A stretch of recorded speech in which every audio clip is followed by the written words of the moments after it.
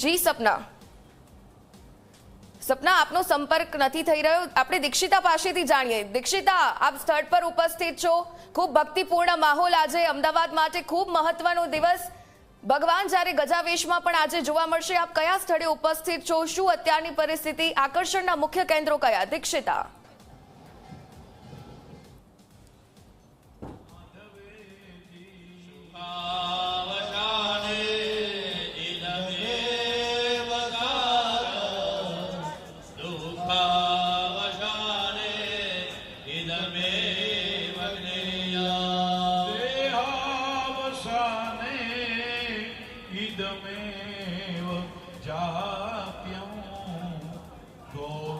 બિલકુલ ઉર્મિલા, ભૂદરના આરે આજે હું છું 149મી આ રથયાત્રા કે જેને લઈને તૈયારીઓ તો ઘણા સમયથી કરી દેવામાં આવી છે, પરંતુ આને મિની રથયાત્રા પણ એટલા માટે કહેવાય છે કારણ કે હાથી ધ્વજ પતાકા સાથે ત્યાંથી જગન્નાથ મંદિર ખાતેથી જે લોકો છે સાધુ સંતો સાથે અહીંયા નીકળી ચૂક્યા છે અને ભૂદરના આરે આવશે। તો ભૂદરના આરે કેવી તૈયારીઓ છે હું પણ આપને બતાવીશ।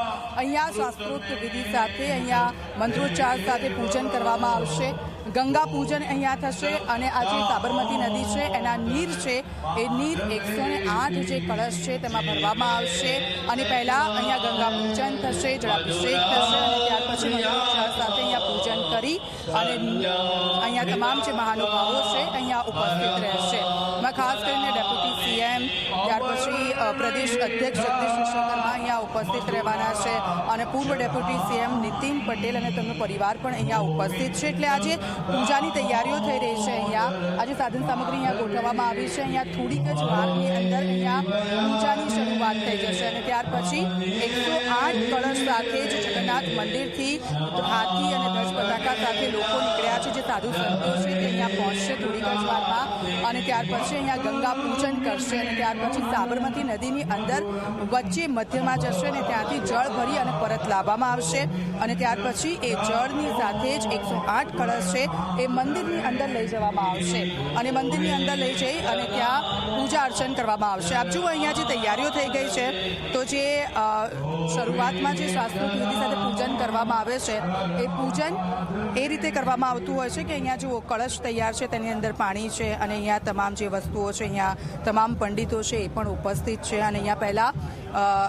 ગણેશજી કે જેમની પૂજા કરવામાં આવશે એટલે કે નિર્વિઘ્ન રીતે આજે રથયાત્રા છે એ પાર પડે તે માટેનું પૂજન અહીંયા કરવામાં આવશે અને પછી થોડીક જ વારમાં અહીંયાથી જળ ભરવામાં આવશે અને જળ ભરી અને નિજ મંદિર ખાતે લઈ જવામાં આવશે અને ત્યાં ભગવાન જગન્નાથજી, બહેન સુભદ્રાજી અને બલભદ્ર છે તેની પૂજા અર્ચના કરવામાં આવશે। શાસ્ત્રોક્ત વિધિ સાથે પૂજા અર્ચના કરી અને ત્યાર પછી તેઓ મામાના ઘરે જશે, 15 દિવસ ત્યાં રોકાશે અને થોડીક જ વાર છે કે ત્યાંથી અહીંયા લોકો આવશે ઢોલ નગારા સાથે અને થોડીક જ વારમાં આ પૂજન છે તેની શરૂઆત થશે। ઉર્મિલા, બિલકુલ દીક્ષિતા, આપ અમારી સાથે જોડાયેલા રહેજો।